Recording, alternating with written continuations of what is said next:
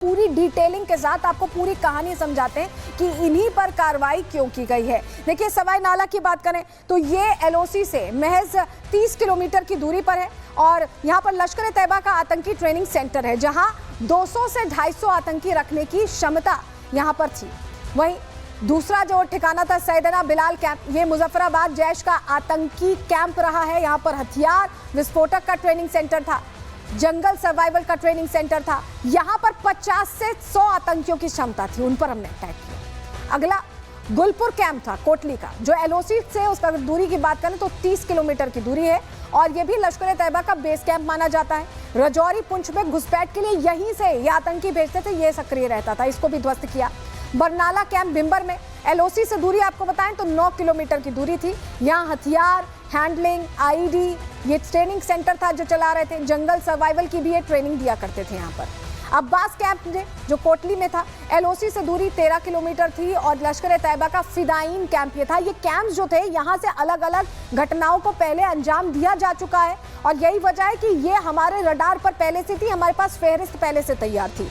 सर्जल camp में सियालकोट में international border से दूरी 6 किलोमीटर है। हथियार, गोला बारूद का सप्लाई सेंटर इसे बताया गया। महमूना जोया कैंप की अगर हम बात कर लें तो ये सियालकोट में है और इंटरनेशनल बॉर्डर से दूरी इसकी 12 से 18 किलोमीटर है। ये हिजबुल मुजाहिदीन का बड़ा कैंप, काफी बड़ा कैंप है और कठुआ में आतंक फैलाने का ये केंद्र माना जाता है।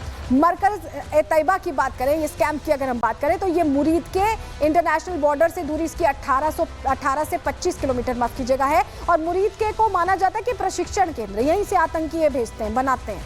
लश्कर-ए-तैयबा का मुख्यालय भी है और कैंप से लादेन का पूरा 1 करोड़ का फंडिंग का यहाँ से जनरेशन हुआ था, ये भी जानकारी है। मरकज सुभान अल्लाह बहावलपुर की अब बात कर रहे हैं, यहाँ पर इंटरनेशनल बॉर्डर से दूरी 100 किलोमीटर के लगभग है। जैश-ए-मोहम्मद का मुख्यालय है। रिक्रूटमेंट करना, ब्रेन वॉश करना, इन्हें ट्रेन करके भर्ती करना, ये सारा काम इन्हीं सेंटर से किया जाता। तो ऐसे में इन सेंटर्स को ही ध्वस्त कर दिया जहां से ये आतंकी फैक्ट्री चलाते थे। इस बीच बड़ी खबर मिल रही है, आपको बताएं यूएनएससी के देशों को ऑपरेशन सिंदूर की जानकारी दे दी गई। राजनयिकों को ये जानकारी दी है और विदेश मंत्रालय बुलाए गए हैं यूएनएससी देशों के राजनयिक। यूएस, रूस, फ्रांस के राजनयिक पहुंचे हैं विदेश मंत्रालय। ब्रिटेन और चीन के राजनयिकों को भी इसकी जानकारी दे दी गई है। तो भारत ने जो कदम उठाया है उसको लेकर भारत मुखर होकर बता भी रहा है। यूएनएससी के जो सदस्य देश हैं उनके राजनयिकों को बाकायदा इसकी जानकारी दी गई है। आपको बताएं कि जिस तरह से ऑपरेशन हुआ है, पूरी दुनिया ने देखा है कि भारत ने अब हिसाब किताब करने का जब अगर सोच लिया तो सोच लिया, उस पर काम भी करता है और उस पर एक्ट भी करता है, भले पड़ोसी देश की तैयारी कितनी भी बड़ी हो। और हमारे साथ एक बड़ी टीम जुड़ी हुई है ग्राउंड जीरो से। हमारे साथ सुमित जुड़े हुए हैं पहलगाम से, हमारे साथ अखनूर से गुरसिमरन जुड़े हुए हैं, हमारे साथ अमृतसर से विवेक जुड़े हुए हैं। लेकिन गुरसिमरन, आपके पास मैं आ रही हूँ, ये यूएनएससी में जानकारी दे दी गई सदस्य देशों को, जिस तरह का ऑपरेशन भारत ने किया, पाकिस्तान अब मुंह छिपाए फिर रहा है क्योंकि टेरर कैंप्स तो हमने ध्वस्त कर दिया। अब उन्हें बताना तो पड़ेगा ही कि टेरर कैंप्स हैं हमारे देश में, जिससे इनकार करते रहे हो। देखिए, यूएनएससी की अगर बात की जाए तो हमेशा से पाकिस्तान जो है चीन की वीटो पावर का प्रयोग करके ही अब तक बचता आया है। कहीं ना कहीं अब भी पाकिस्तान उसकी कोशिश करेगा, लेकिन भारत ने जो है यूएनएससी के सभी सदस्य देश, चाहे अमेरिका हो, रूस हो, फ्रांस हो, उनके सामने स्पष्ट तरीके से जो है एक जो है पाकिस्तान की करतूतों का काला चिट्ठा जो है वो वहाँ पर रख दिया है कि पाकिस्तान ये करतूतें करता था, यहाँ पाकिस्तान के आतंकी ठिकाने थे और इन्हें जो है भारत की तरफ से ध्वस्त किया गया है। कौन सा आतंकी ठिकाना किस आतंकी हमले में शामिल था, उसकी भी पूरी जो डिटेल्स हैं वो भारत की तरफ से यूएनएससी के मेंबर्स को दी गई हैं। इसके अलावा ड्रोन स्ट्राइक्स के वीडियो जो भारतीय सेना समय समय एक डेढ़ घंटे बाद जो है वो ट्वीट कर रही है, वो यूएनएससी मेंबर्स को दिखाई गई हैं कि किस तरह से प्रिसीजन स्ट्राइक्स भारत की तरफ से की गई। भारत ने जो है अंधाधुंध वहां पर टारगेटिंग नहीं की। भारत को पता था कि उसके आतंकी दुश्मन और आतंक के ठिकाने कहां पर हैं, उसी पर टारगेट किया गया और तकरीबन ये जो 20 से 25 मिनट ये पूरा ऑपरेशन चला है, इस ऑपरेशन को भारत ने जो है कितनी सटीकता से अंजाम दिया। आप ये समझिए कि अभी तक पाकिस्तान ये नहीं कह पाया है कहीं भी कि हमारे जो है आम नागरिक मारे गए, क्योंकि उसे भी ये पता है कि ये ऑपरेशन इतने ज्यादा सटीक थे कि सिर्फ आतंक और आतंक के कमांडर्स और उनके सहयोगियों के बिना किसी को खरोच तक भी नहीं आई। सबसे बड़ी बात कि वहां पर पाकिस्तान के आतंकी कमांडर्स के ठिकानों के पास पाकिस्तानी सेना के जो कैंप्स थे, भारत ने उन कैंप्स तक को नहीं छुआ। अगर आप बात करें तो जब बड़े देश कभी भी स्ट्राइक करते हैं तो कोलैटरल डैमेज की बात बात वहां पर होती है, लेकिन भारत ने ये सुनिश्चित किया कि किसी भी तरह का कोलैटरल डैमेज ना हो, ताकि साउथ एशिया या फिर इस इलाके में जो है किसी भी तरह की वैश्विक शांति या पूरी शांति में किसी तरह का खलल पड़े। तो भारत के जो स्ट्राइक्स थे वो सिर्फ पाकिस्तान के आतंकी ठिकानों पर थे,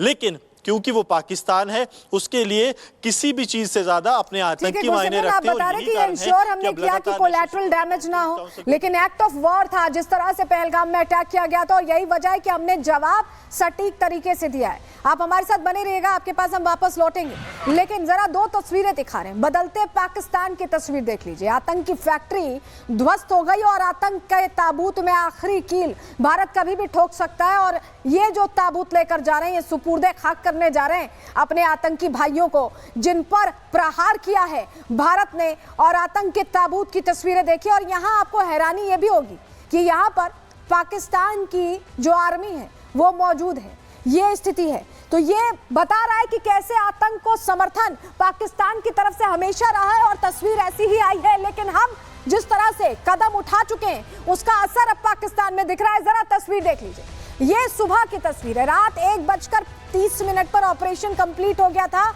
और ये वो तस्वीर है। मरकज तैहा कैंप ध्वस्त हो गया। देखिए, मुरीद के मुजफ्फराबाद की तस्वीरें आपको दिखा रहे हैं। यहाँ पर वो निशान है जो पूरे दुनिया को बता रहे हैं कि भारत ने कैसे स्ट्राइक किया।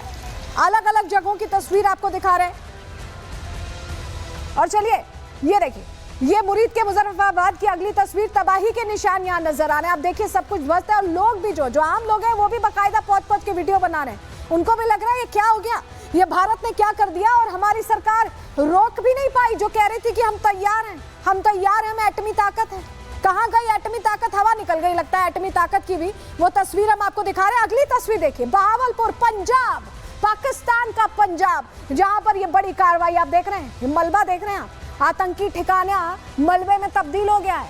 ये हालात है, ये तस्वीर देखिए। और बहावलपुर पंजाब सबसे बड़ा एग्जाम्पल है, सबसे बड़ा उदाहरण है कि पंजाब में जो इनके आर्मी हेडक्वार्टर्स है वो भी हमारी जद में है, हमसे दूर नहीं है।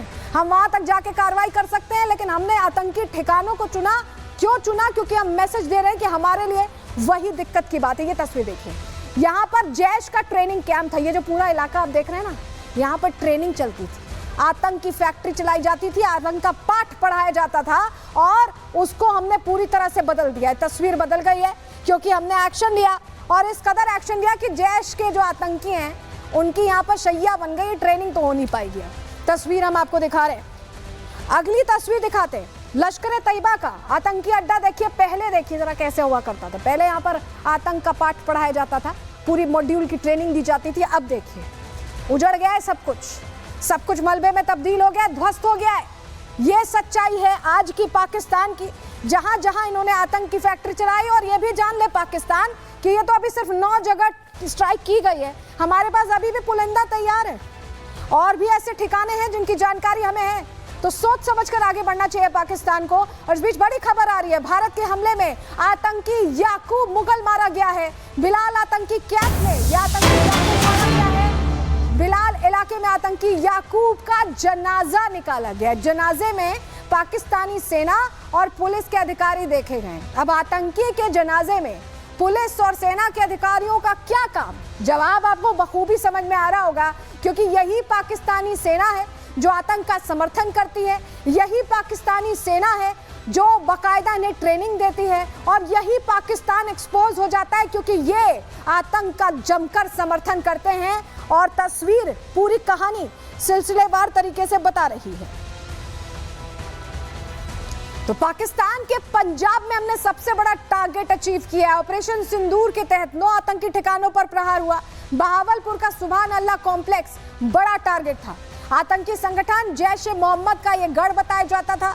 मसूद अजहर का पूरा परिवार आतंक के धंधे में जुटा, इनका यही काम है। सेना के एक्शन में मसूद अजहर का परिवार मारा गया है, और अजहर ने खुद रिश्तेदारों के मारे जाने की बात कबूल कर ली। मसूद के परिवार के 14 लोग मारे गए हैं, और परिवार के लोगों के मरने से मसूद अजहर अब रो रहा है। मसूद को और हाफिज को तो सुरक्षा इनकी